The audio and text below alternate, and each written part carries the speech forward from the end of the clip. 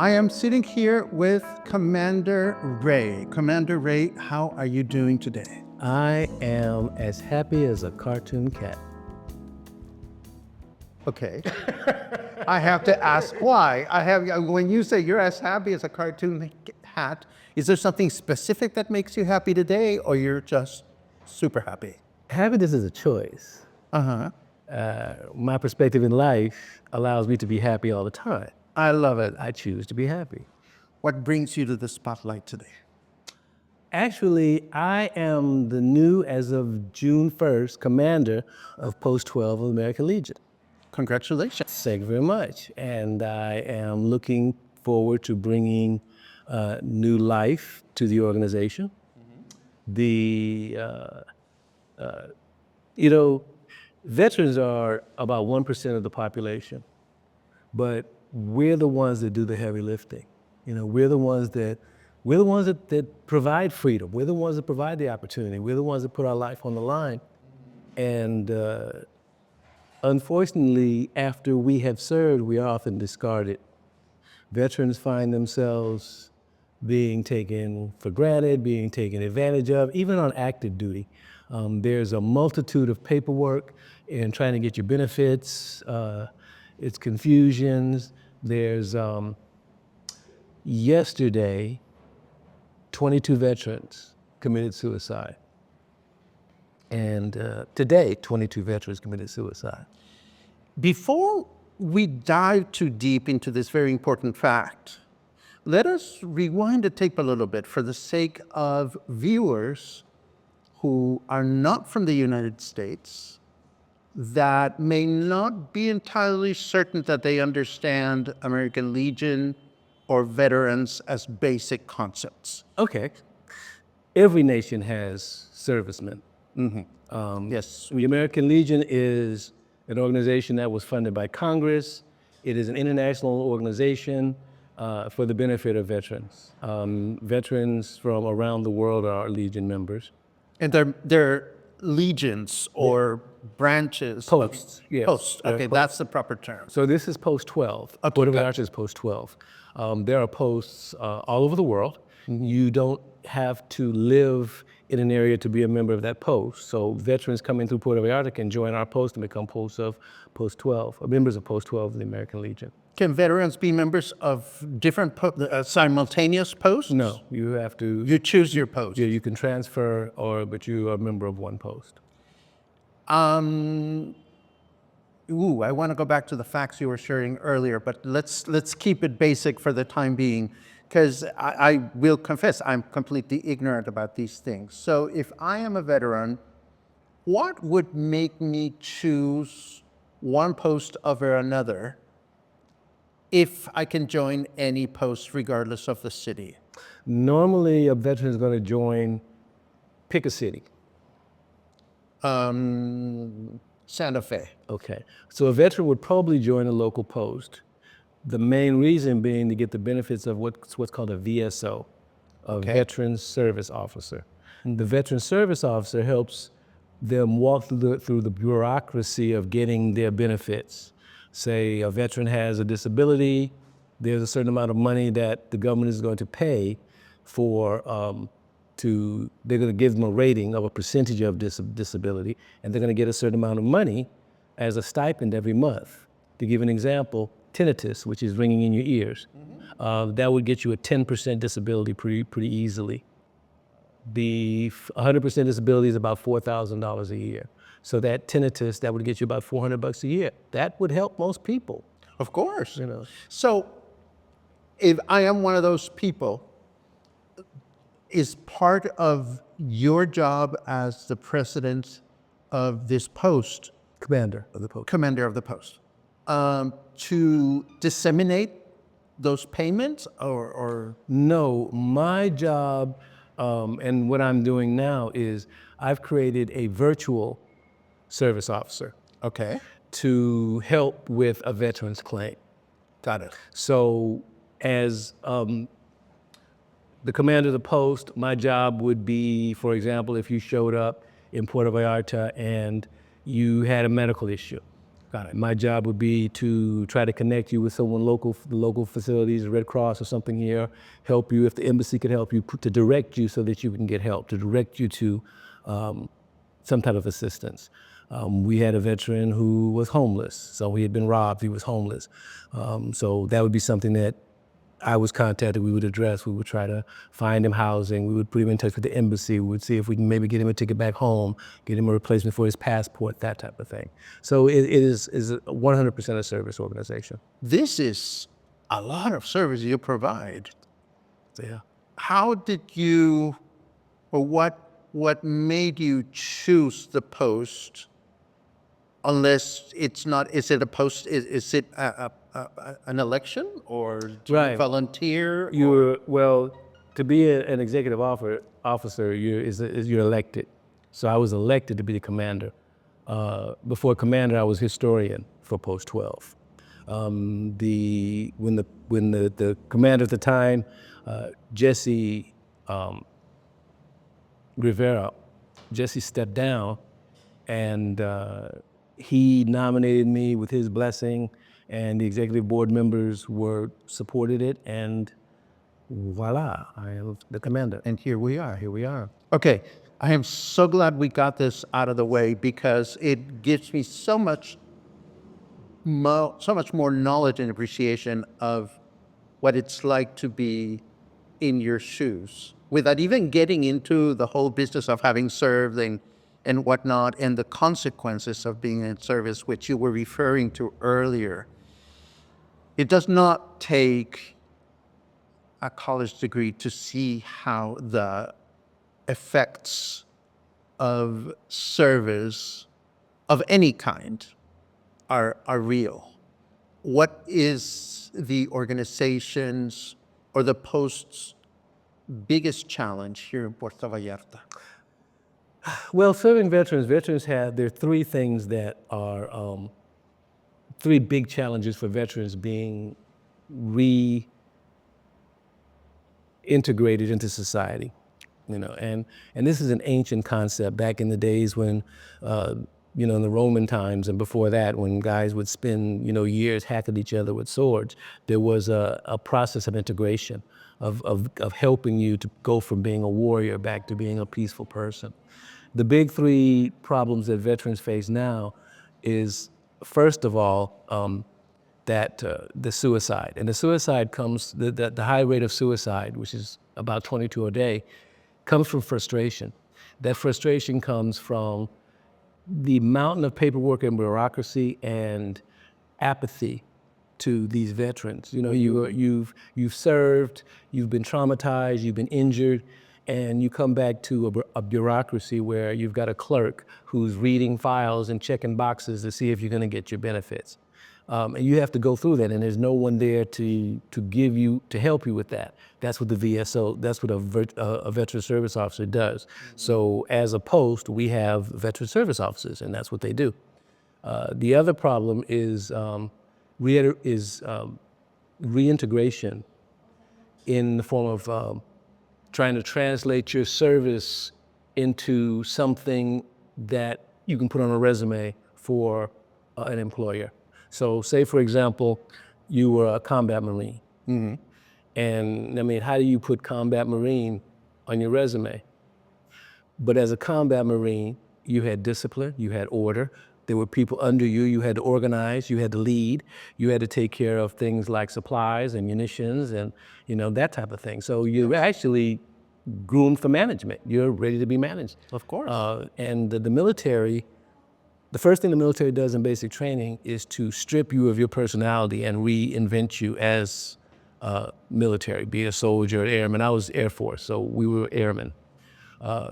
They rebuild you in their image and make you all work together.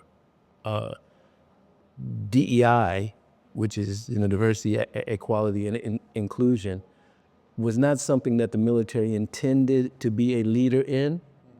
It was practical. They realized that cohesion increased lethality. It makes your military more effective in making your enemy die for their country instead of vice versa. So those skills punctuality, responsibility. The U.S. military is held in high esteem around the world because where a lot of militaries, if the lieutenant or the captain or the major, whatever that's above you, if he's lost in battle, a lot of militaries are completely scattered. They don't know what to do. Our military is taught to improvise all the way down to a basic sergeant or a basic private with no rank. We're taught to get the job done. Veterans are taught, especially in the Air Force, which is why that can help with the frustration of coming back to civilian life where people have a tendency to want to micromanage. Veterans are taught, you're at point A, get to point B, I don't care how you do it. So we're accustomed to give me the objective and just let me do my thing. You don't need to watch over me, you don't need to help me, guide me, just give me the tools, tell me what to do, and I'll get back to you when it's done. And these are skills that any employer would want, but they have to be translated into terms that an employer can recognize and value. And when that doesn't happen, when you've gone through combat and you've done these things, and just because you're a youngster, you're minimized, that causes despair, and one thing leads to another. When I went into the service, I volunteered for Vietnam. I was 17 and a half. So there's the thing called delayed enlistment where you're in high school, and as soon as you graduate high school, you go right in the military. The problem with that is I'm 18, 19 years old. I've had the job of an adult man. I come home, the guys I went to high school with are still living with their mom. So now there's this isolation. There's nothing I can talk to you about. Of course. And I'm not really into what the older guys are into. Or if I get into that, that can get you into trouble. So these are things that cause veterans to harm themselves. You've got a disability. They tell you to man up. So you might not have complained in the service about your back or your arm or your shoulder because it would look like you're slacking. It looked like you're trying to just get off of work. Excuse me, turn that off. So now you don't have good records of a medical condition to get your benefits. So it's a catch-22 situation. How are these challenges exacerbated if they are being in charge of a post that is in a country where English is not the primary language? Actually, it's not an issue because you're still dealing with the U.S. government. You'd still be dealing with people who speak English. You're still dealing with someone back in the States doing your paperwork. Of course, there's the issue of trying to get documents back and forth, but now everything's electronic, so that's a lot easier. And you get to live someplace with people who are much more amiable, in less stress, better food, better air, better living environment. So for veterans to come somewhere like Puerto Vallarta is actually a benefit psychologically, sociologically, which is great. So the veterans can come and they can join our post. They can come down and we have there are various vendors that will offer benefits, because a lot of these veterans, they're good clients. They have money. They've got their disability coming in, and some of them have gotten out of the military, gone into civilian life, did 20 years. So you got guys that are 50 or 60 years old, have 2 retirements coming in, and people want that business. And we help facilitate that as well. I have another ignorant question. No such thing. Thank you. Would a veteran be, let's say I'm a veteran and I am choosing where I'm going to live. Will I be looking at the activities of different posts to get a sense as to what city will provide me with more support, or does it not work that way? I don't think a veteran would look. I think that the biggest post of 7,000 members or so is in Cincinnati. Uh-huh. With all due respect, who wants to live in Cincinnati? Oh, well, wait a second. Forget about that for a second. And maybe this is a bigger question for another interview, but if you're telling me that the biggest post serves 7,000 in Cincinnati,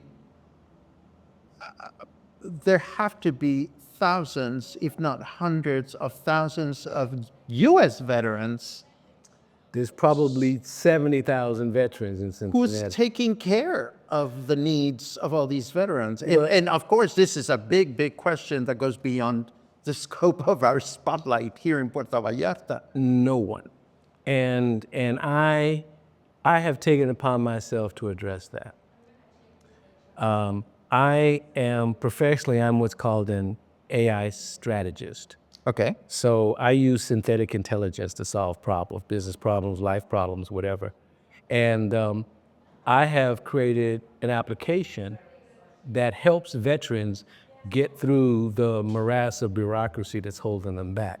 So for example, as a veteran, as a member of my post, you can give me, or I'm not give me, you would give the AI that we call Astrid. You would upload as a member of the post, you upload your documents to Astrid. She would do an analysis and tell you the percentage of that you're probably good to get as far as disability and how to improve that if possible. Astrid would analyze your case. She would find the proper professionals that you need to go to get testing. She'll make appointments for you. She'll remind you of your appointments. She'll follow up, keep track of what happened, wow. do the whole thing for you, and you talk to her. You can actually consult with her. She's trained so that if a veteran calls and is she's looking for triggers. So say a veteran calls and he's like, man, I'm just like, it's driving me crazy. I just can't they keep denying my claim and denying my claim. And she can sense distress in his voice. That will do two things. First of all, she will ask, do you need to talk to somebody? She will give him a list, a number of someone he can call to get help. And then she'll send me a message in case she thinks that I should call him personally and talk to him. She'll send me a text that's an assessment of, this is what happened, with a transcript of the conversation. This is what happened. His name's blah, blah, here's his number. And the number will be right there. I just push send and I call. I say, hey man, just like, it's Commander Rey, just touching base with you. I see you're having some issues, and is there anything, want to let you know that we're here for you, and is there anything we can do, and and don't, they're always going to deny your first claim. Don't worry about it. That's just the system and that type of thing. A lot of times that's all it takes, is to know that there's somebody you can talk to, somebody who understands because they've been in your position. There's a big transition now with veterans.